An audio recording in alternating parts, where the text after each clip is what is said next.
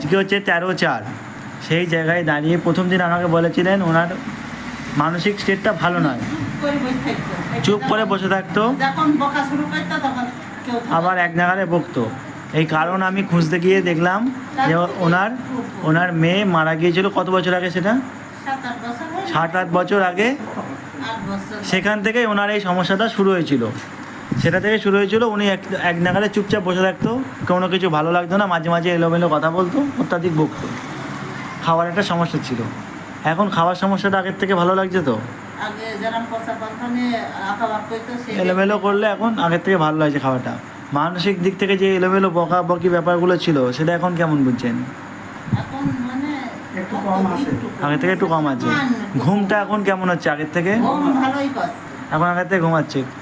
Normal behaviour, normal আচরণ আগের থেকে কেমন করছে? সবার সঙ্গে কথা বলা, সবার সঙ্গে কন্ট্যাক্ট করা, এই ব্যাপারগুলো